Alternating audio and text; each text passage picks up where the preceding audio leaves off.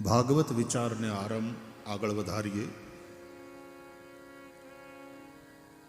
દશમ સ્કંદ જે હૃદય સ્વરૂપ છે એની અંદર આપણે રમી રહ્યા છીએ. ભગવાન સૌના હૃદયમાં વિરાજેલા છે. પ્રભુનું દર્શન, પ્રભુનું મિલન, પ્રભુ સાથે રમણ એ આ દશમ સ્કંદમાં વિશેષ રૂપે થાય છે. અને એટલા માટે શ્રીમદ ભાગવતમાં દશમ સ્કંદનો બહુ મોટો મહિમા છે. કોઈએ હમણાં પૂછ્યું કે વજન બહુ વધી જાય તો શું કરવું. આજકલ ઓબેસિટી એક બહુ બડા ઇસ્યુ.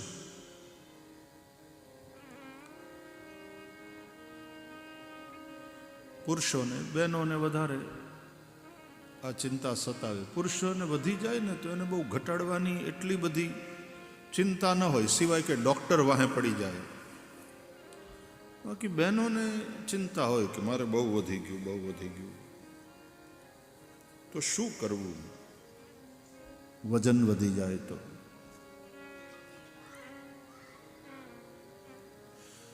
વજન જો તનનું વધે, શરીરનું વધે તો વ્યાયામ કરવું. ડાયટિંગનું નહીં કહું. આજે છોકરીઓ, દીકરીઓ ભૂખી મરે છે ખાવાનું હોવા છતાં.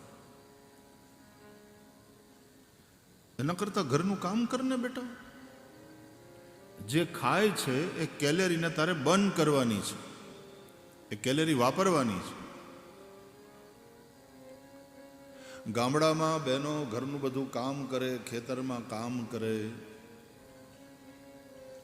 એ સમયે તો વહેલી સવારના, હવે ઘડિયાળના કાંટા કંઈ પાછળ નથી જવાના, પણ એ વખતે સવારના પોરમાં વહેલા ઉઠી ઘંટીએ દળતા હતા.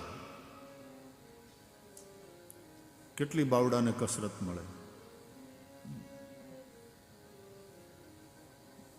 ઓરતા જાય, દળતા જાય, ગીત ગાતા જાય હવારના પોરમાં પ્રભાતિયા. પછી નદીએ પાણી ભરવા જાય, વાહિંદા વાળે, ગાય ભેંસ દોવે, રસોઈ કરે ને છાણા થાપે ને. હવે એવું બધું કરવાનું કાંઈ તમે કરોય નહીં ને હું કહું પણ નહીં. જમાનો ઘણો બદલાઈ ગયો છે. પણ કહેવાનો અર્થ શારીરિક શ્રમની જરૂર, થોડો વ્યાયામ. શરીરનું વજન વધ્યું હોય તો વ્યાયામ, કસરત. ખાઓ પીઓ, પૌષ્ટિક આહાર યુવાનીમાં જેટલો લેવો જોઈએ એટલો લેવો જોઈએ. હું કામ ભૂખ્યું મરે છે દીકરીઓ ખબર નથી પડતી. એ સમયે ભૂખ લાગે, શરીરને પોષણની જરૂર હોય. ખાઓ પીઓ, મમ્મીને કામમાં અને મમ્મી પોતે કામમાં. આપણે તો કે ઝાડુ પોતા માટે એક બેન આવે છે, વાસણ ઉટકવા માટે એક બેન આવે છે, એક બેન 24 કલાકના પરમેનન્ટ છે, 2 વિઝિટિંગ ડૉક્ટર જેમ હોય ને એમ વિઝિટિંગ આવીને વયા જાય છે. શરીરને શ્રમની જરૂર. ઉચિત માત્રામાં શરીરને શ્રમ મળશે તો શરીરમાં એક જાતની તાકાત રહેશે. ભૂખ લાગશે, ખાવાનું પચશે, ગાઢી ઊંઘ આવશે. ઊંઘ માટે ગોળીઓની જરૂર નથી, ઊંઘ માટે શરીરને થાકાવવાની જરૂર. શરીર થાકે એ જરૂરી છે.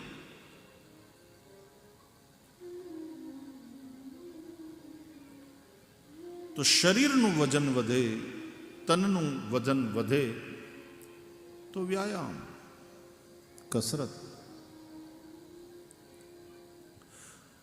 મનનું વજન વધે, મન ચિંતામાં હોય, મન સ્ટ્રેસફુલ હોય તો ધ્યાન.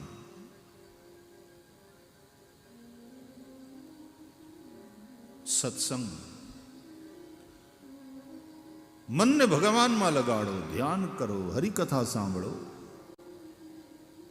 એ જો અવલંબન નહીં હોય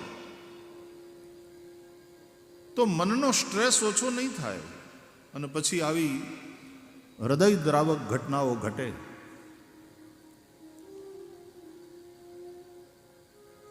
આત્મહત્યા ઈશ્વર પ્રત્યેના અવિશ્વાસનું પરિણામ છે. વિશ્વાસ વગર નહીં ચાલે. વિશ્વાસ એ શંકર છે, એના વિના નહીં ચાલે. શિવ એ જ કલ્યાણકારી. विश्वास कल्याण करશે. विश्वास अपने में, विश्वास अपनों में और विश्वास ईश्वर में. विश्वास अपने में कॉन्फिडेंस, विश्वास अपनों में ट्रस्ट और विश्वास ईश्वर में फेथ. એટલે અંગ્રેજીમાં 3 શબ્દ છે: કોન્ફિડન્સ, ટ્રસ્ટ એન્ડ ફેથ. પોતાની જાતમાં વિશ્વાસ. I can do it by the grace of God.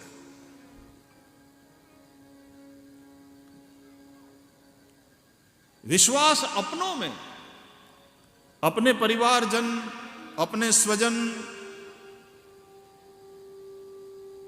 अपने टीम के सभी सदस्य,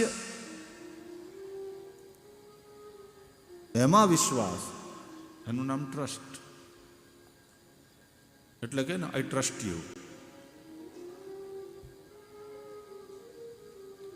विश्वास अपने में कॉन्फिडेंस, विश्वास अपनों में ट्रस्ट, विश्वास ईश्वर में फेथ. Strong faith. એ માણસને ટકાવી રાખે છે વિપત્તિઓની વચ્ચે પણ.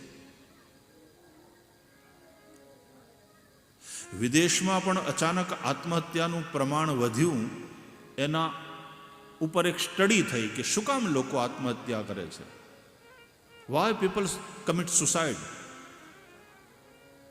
અને સ્ટડીનું એક તારણ એવું આવ્યું. ઘણા બધા કારણો હતા પણ એમાં મુખ્ય કારણ હતું ઈશ્વરમાં ઘટતો વિશ્વાસ. પરમાત્મા પ્રત્યેનો જે વિશ્વાસ છે, એ જે સ્ટ્રોંગ ફેથ છે, એ ઘટવો એક કારણ. એટલા બધા ચર્ચ છે, અમુક વિદેશમાં જઈએ તો ખૂણે ખૂણે ચર્ચ પડ્યા હોય, એમને રેઢા, કોઈ ન હોય. રવિવારે અડધું ખાલી હોય. People do not go regularly. People do not worship regularly. તમે ઈશ્વરને માનો કે ન માનો, ભજો કે ન ભજો, એનાથી ઈશ્વરને કાંઈ ફરક નહીં પડે, તમને ફરક પડશે. તમારા ઘરમાં ટ્રેડમિલ હોય અને એનાથી તમે કસરત ન કરો તો ટ્રેડમિલને શું ફરક પડે? કરો તોય તમને ફરક પડે, ન કરો તોય તમને ફરક પડે. ઈશ્વરને ભજો તો ઈશ્વર કાંઈ ડીલે થઈ જાય ને, ઈશ્વરને ન ભજો એટલે એ હાવ દુબળો પાતળો થઈ જશે ને કોઈ ભગવાનને એમ કે પ્રભુ કેમ હાવ આમ લેવાઈ ગયા છો, અને ભગવાન કહે કે હમણાં કાં કોઈ ભજન કરે છે, કોઈ મંદિરમાં આવતું નથી, એમ લાલો લેવાય ન જાય. ઈશ્વરને કાંઈ ફરક નથી પડતો. ફરક મને પડે છે, ફરક આપણને પડે છે. If that strong faith is there, એ બહુ મોટું સંબલ બનશે. ઘણાને તો ઈશ્વરમાં જ વિશ્વાસ નથી, ઈશ્વરના અસ્તિત્વમાં વિશ્વાસ નથી. પૂછે છે ઈશ્વર ક્યાં છે, કોણે જોયો, કેવો ઈશ્વર ને કેવી વાત. આ તો એના જેવું થયું કે દરિયાની માછલી બીજી માછલીને પૂછે કે બેન દરિયો તે જોયો, એટલે ઓલી કે કેવો દરિયો ને કેવી વાત, બધી વાતું. હવે એ દરિયાની માછલીને કોણ સમજાવે કે તું જેમાં જીવે છે એ દરિયો છે, જેના થકી જીવે છે એ દરિયો છે, તું જેમાં મરવાની ને વિલીન થઈ જવાની દરિયો જ છે. हर व्यक्ति हरि का हस्ताक्षर है. Each and every soul is an autograph of that almighty. ये कौन पूछ रहा है कि परमात्मा कहां है? ये पूछने वाला कौन है? ये जो अंदर न बैठो हो तो पूछी शकाय? क्यांथी निकले छे आवाज? वो कौन चित्रकार है? वो कौन चित्रकार है?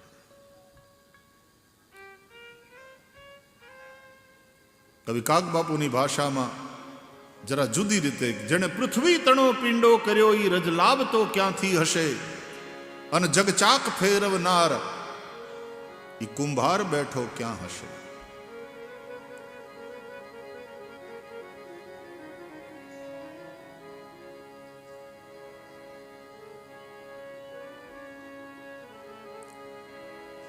ये रंगरेज केवो हशे ने घेर बीबा केटला हशे. जग चोर से बूटा भर्या क्यारे किनारी छापशे एने घेर बीबा कहो केटला हशे. ये रंगरेज बैठो क्या हशे. ए रंगरेज बैठो क्या हशे. पृथ्वी तणो पिंडो कर्यो पृथ्वी तणो पिंडो कर्यो ई रजलाव तो क्यांथी हशे अन जग चाक फेरवनार ए कुंभार बैठो क्या हशे. ये रंगरेज केवो हशे, कुंभार केवो हशे, ये काળી કાળી વાદળીનો ગોવાળ કેવો કાળો હશે ને વીણ આંચળે દોહનાર. ઝરમર ઝરમર ઝરમર વરસાદ વરસતો હોય ત્યારે કાળી કાળી વાદળી રૂપી ગાયોને કોક જાણે વગર આંચળે દોતું હોય, ખેતરને ધરતીને સિંચતું હોય એવું લાગે. કેવો હશે એ ગોવાળિયો. કીડીને કણ અને હાથીને મણ સૌને એની જરૂરિયાત પ્રમાણે પહોંચાડી સૌને એના કામની રોજી રોટી દેનારો શેઠિયો કેવો હશે. આમ અનેક પ્રશ્નો કવિ કરે છે અને છેલ્લે જવાબમાં શું મળ્યું? એ જાણવા જોવા તણી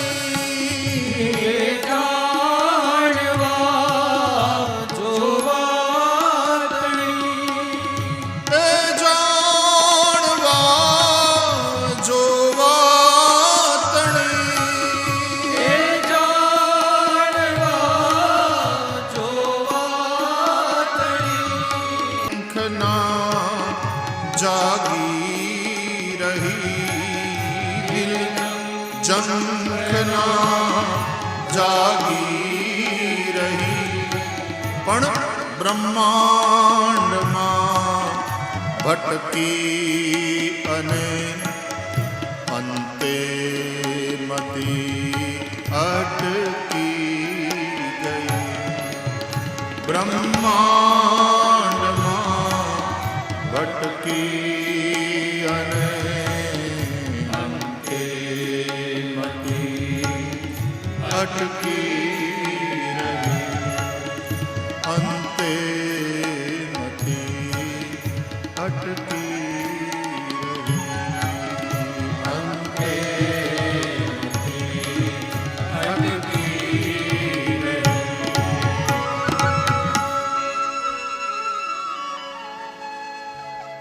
મતિથી જાણી ન શકાય, બુદ્ધિથી માપી ન શકાય. બ્રહ્મ અતર કે બુદ્ધિ મન બાની विश्वास. देखो, धर्म की यात्रा मानने से शुरू होती है और जानने पे खत्म होती है. उसकी परिणति जानने में. मानने से शुरू करो लेकिन उसी में अटके रहना ये भी ठीक नहीं। फिर तद्विद्धि प्रणिपाते न परिप्रश्न न सेवया।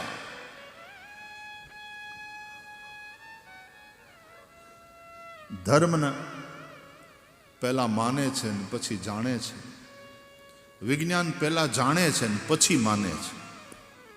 विज्ञान पहला जाने, पहला प्रयोग करे, रिसर्च करे। विज्ञान में कोई बिलीफ सिस्टम वाली बात नहीं, पहला ही प्रयोग करे,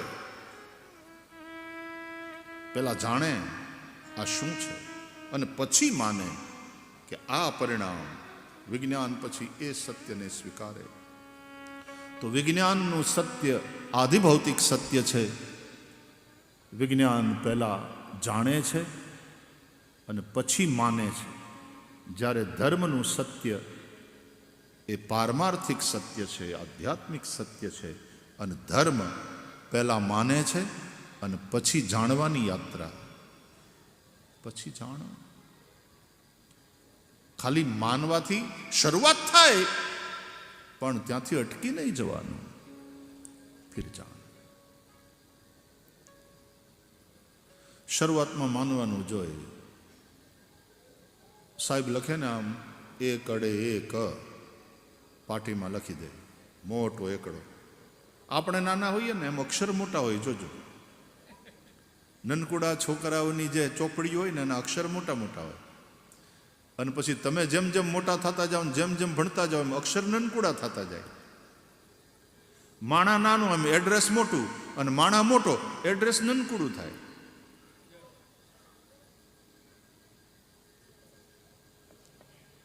ભારતમાં કોઈ લેટર લખવું હોય તો ધીરુભાઈ અંબાણી ઇન્ડિયા ઘણું પહોંચી જાય. રતન ટાટા ઇન્ડિયા પહોંચી જ જાય, બીજું કંઈ કરવાનું જ ન રહે.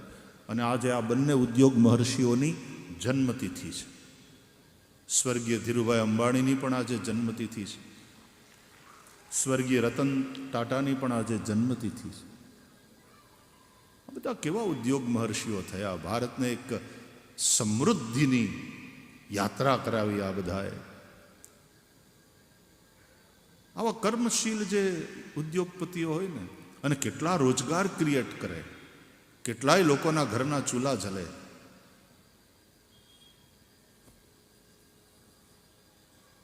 ધીરુભાઈ ગયા ને અને હોસ્પિટલમાં હતા, અમે ત્યાં હું હતો લગાતાર 7-8 દિવસ. અને મને આજે યાદ છે, ટીવી ચેનલો ઉપર સતત બધી ન્યૂઝ ચેનલ ઉપર સમાચાર આવ્યા જ કરતા હતા.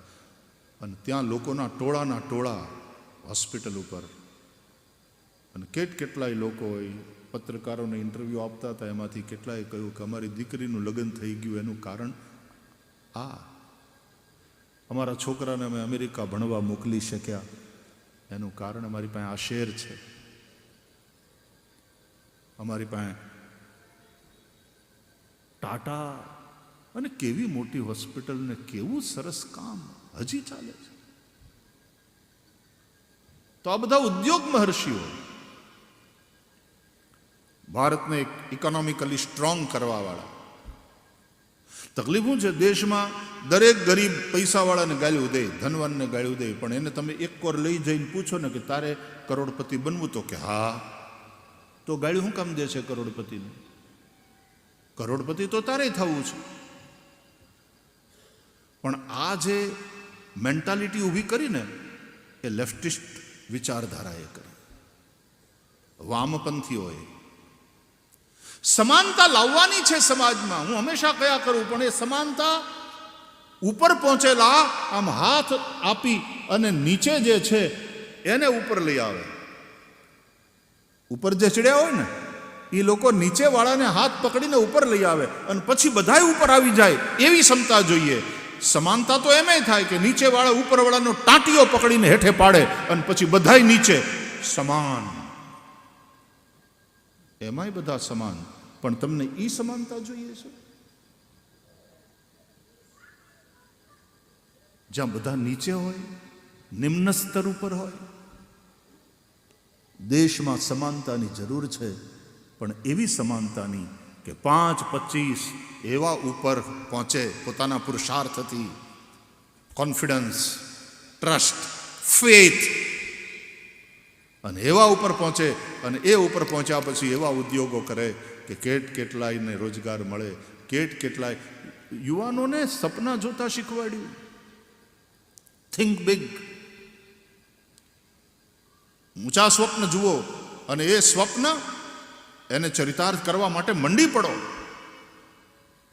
ડૉક્ટર કલામ સાહેબ આપણે ગઈકાલે પણ યાદ કર્યા હતા, એ વિજ્ઞાન મહર્ષિ, અને એમણે પણ કહેલું કે સપના वो नहीं है जो रात में आप सो जाते हो और देखते हो, सपना वो होता है जो खुली आंख से देखा जाता है. કે મારે અહીંયા પહોંચવું છે, મારે હિન્દુસ્તાનને અહીંયા મારે મારા પરિવારને અહીંયા પહોંચાડવો, અને કેલ્ક્યુલેટેડ રિસ્ક તો હોય પણ દુસ્સાહસ નહીં, લાલચને કારણે કે કાલ સવારે આમ પૈસાવાળો થઈ જાઉં. એ આમ પૈસાવાળા ન થવાય. આ બધાએ આમ ગ્રાઉન્ડ ઝીરોથી શરૂઆત કરી છે.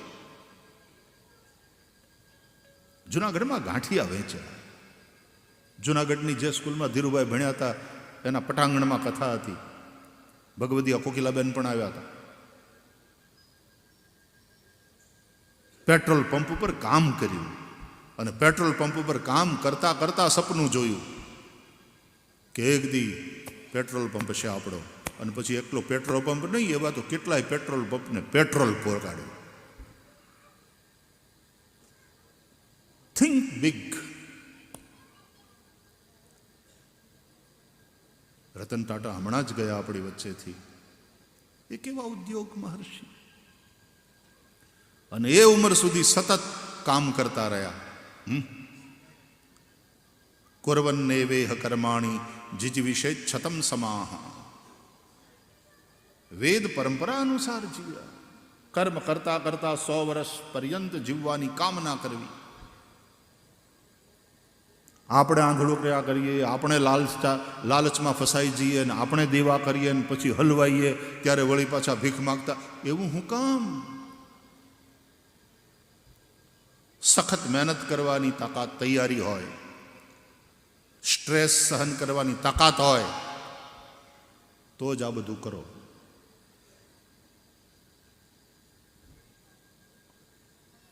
એટલે એ જે 5, 15 કે 25 ટોપ એ ઊભા થાય, એ નીચેવાળાનો હાથ પકડીને ઉપર લાવે. બધાને આવો આવો, હું મદદ કરું, આવો આવો આવો. અને એ રીતે બધા ઉપર હોય, અને એક લેવલ ઉપર બધા સમાન. એવી સમાનતા, આર્થિક અને સામાજિક સમાનતા, અને માત્ર સમાનતા નહીં, એની હારોહાર સમરસતા. આ સમરસતા માટે પરસ્પર સદભાવ જોઈએ, પ્રેમ જોઈએ, લાગણી જોઈએ, ત્યારે સમરસતા આવે. તો સમાનતા અને સમરસતા. કદાચ કોઈ મને એમ કહે કે તમારી વિચારધારા તો કેપિટાલિસ્ટની વિચારધારા છે. લેટ મી ક્લેરિફાય, મારી વ્યાસપીઠ નથી કેપિટાલિસ્ટ, નથી સોશિયલિસ્ટ, નથી કમ્યુનિસ્ટ.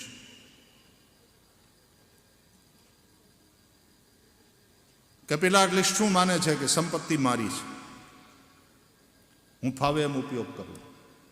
ગઈકાલે આપણે સતત ચર્ચા કરી, પ્રાપ્ત છે એ પર્યાપ્ત છે, અને જે પ્રાપ્ત છે એ પ્રભુનો પ્રસાદ છે, એટલે વહેંચીને ખાઉં, એનો દુરુપયોગ ન કરું. એ પ્રસાદનો અનાદર થશે. પ્રસાદ છે એટલે વહેંચીને ખવાય. કેપિટાલિસ્ટ માને છે, પૂંજીવાદી માને છે કે સંપત્તિ મારી છે. સમાજવાદમાં એવી ધારણા છે કે સંપત્તિ ઉપર સમાજનો અધિકાર છે, એ કોઈ એક વ્યક્તિની નથી. કમ્યુનિસ્ટ એ વિચારધારા, વામપંથી વિચારધારા, એમાં લગત સમાનતાની જ વાતો છે. Everyone is equal. ગુડ.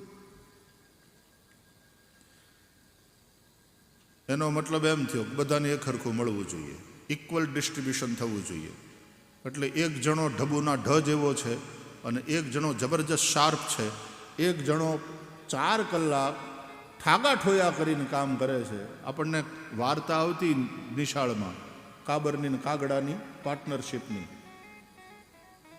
પાર્ટનરશિપમાં ખેતર રાખ્યું ને પછી બાજરો વાવ્યો અને પછી કામ કરવાની વાત આવે ને ઓલી કાબર બોલાવા જાય, કાગડાભાઈ હાલો હાલો હવે ખેતર ખેડવાનો વખત થયો. એટલે ઓલો કે ઠાગા ઠોયા કરું છું, ચાંચુડી ઘડાવું છું, જાઓ કાબરબાઈ કાલ હવારે આવું છું. આવી વાર્તા આવતી. ભલે ભલે ભલે કાબર તો જોઈને એ પોતે ખેડવા માંડી. ખૂબ ખેડ્યું અને પછી વરસાદ થયો ને વાવણી જોગો એટલે વળી કાબર બોલાવા ગઈ. હાલો કાગડાભાઈ આપણે તો ભાગવું રાખ્યું છે ને, હવે વાવણીનો સમય આવ્યો, હાલો હવે. એટલે કે ઠાગા ઠોયા કરું છું, ચાંચોડી ઘડાવું. એના માટે જ હું આ બધી તૈયારી એના માટે જ કરું છું. ઠાગા ઠોયા કરું છું, ચાંચોડી ઘડાવું છું, જાઓ કાબરબાઈ કાલ હવારે આવું છું. તમે પોગો હું આવ્યો. એટલે કાબર વળી પાછી ગઈ ને કામે લાગી. તમે આને અન્યથા નહીં લેતા હો, પણ કાબરની જગ્યાએ કણબી મૂકો તોય હાલે. પાટીદાર પટેલ બધા સવારના 5 વાગે તો ઉઠીને 5:30 થાય ભળકડું ત્યાં તો ખેતરમાં હોય. એ તરત કામે લાગે. અને કાગડો હજી બાના કાઢી કાઢીને ઘેર બેઠો હતો. મોટો થઈ ગયો મોલ, ડુંડા આવ્યા, લણણીનો વખત આવ્યો. વળી કાબર ગઈ, કાગડાભાઈ આપણે ભાગવું રાખ્યું છે, હાલો હવે લણણીનો સમય થયો, હવે તો આવો. એટલે કે હા બસ તૈયારીમાં જ, તૈયારી અબ ઘડી. ઠાગા ઠોયા કરું છું, ચાંચોડી ઘડાવું છું, જાઉં કાબરબાઈ કાલ હવારે આવું છું. કે ભલે ભલે. તો કાગડાની કાલ કોઈ દી આવી જ નહીં. અને વળી પાછી બચાડી કાબર કામે લાગી. એ લણણી પણ કરી, એ ડુંડા લણ્યા, મરણું હાંક્યું અને પછી વાવડો નીકળ્યો ને એટલે ઘોડીએ ચડી અને પગર વાવી લ્યો.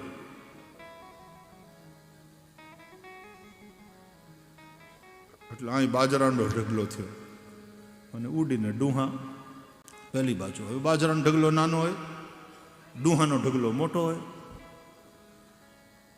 કાબર બચાડી ભોળી, કામઢી અને પ્રામાણિક ગઈ. કાગડાભાઈ તૈયાર છે બાપા, ભગવાનની મહેર, તૈયાર છે આપણે, આપણું ફળ આપણી નજર સામે, હાલો એ હાલો.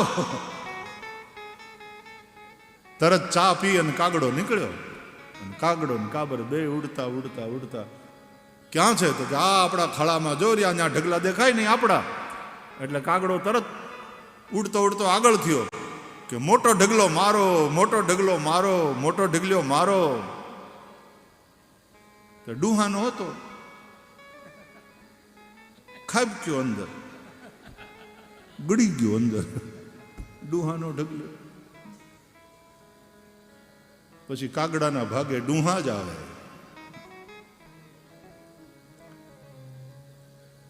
એક ઢબુના ઢ જેવો હોય અને કામનો ચોર હોય, અને બીજો એકદમ શાર્પ હોય અને 12 કલાક કામ કરતો હોય. Equal distribution. મતલબ આને એટલા મળે ને ઓલાને એટલા મળે. તો ઓલાને કામ કરવાનું એપ્રિસિએશન શું? એને વધારે કામ કરવા ને વધારે મહેનત કરવા માટે ઇન્સ્પાયર કોણ કરશે? એનું મોટિવેશન શું? આ કમ્યુનિસ્ટોની વિચારધારાનો દોષ. સમાજવાદીઓ એમ કહે છે કે સંપત્તિ સમાજની છે. સારું, સૈદ્ધાંતિક રીતે સારું, પણ આ એક ગાય છે, એ હૈયારી ગાય, બધાની ગાય, સમાજનો એના ઉપર અધિકાર. પછી એને દોવાની વાત આવે ને એટલે હવ શું કે ખબર, અમારી છે ભાઈ, તમે એકલા દોઈને વયા જાઓ એ નહીં ચાલે, અમારી પણ છે. અને ગાયની સેવા કરવાની વાત આવે, ગાયને ચારવા જવાની વાત આવે, ગાયને પાણી પાવાની વાત આવે એટલે શું કે બધા ખબર, અમારી એકલાની થોડી છે, અમે એકલા શું કામ કરીએ, અમારી એકલાની થોડી છે. જ્યારે સેવા કરવાની વાત આવશે ત્યારે અમારા એકલાની થોડી છે આ વૃત્તિ, અને જ્યારે દોવાની વાત આવશે અમારી છે ભાઈ, અમારો આમાં ભાગ છે. એટલા માટે આપણા વડીલોએ એવી કહેવત કાઢી, હૈયારી ગાયમાં કીડા પડે. આ સમાજવાદનો દોષ. અને આંધળા પૂંજીવાદી હોય એનો દોષ એ કે સંપત્તિ મેં મારી બુદ્ધિથી ને મારી મહેનતથી ઊભી કરી છે, એ મારી છે, મને મન ફાવે એમ વાપરું.